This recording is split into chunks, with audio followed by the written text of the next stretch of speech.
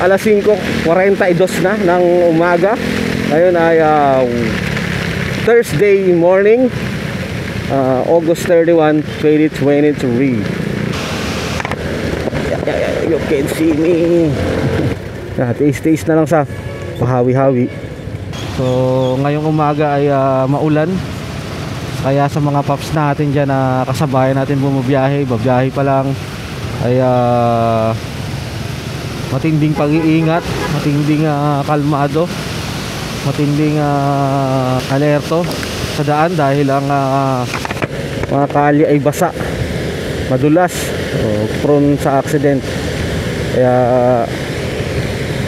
ride safe lagi sa inyo mga paps. Pagas tayo, pagas. Kano na? 66 na, XCS.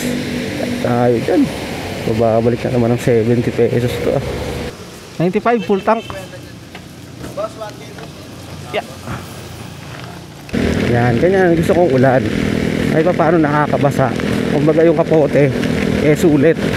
Yun, ang lakas. Woohoo! Woo! Ang lakas yan, gusto ko yan.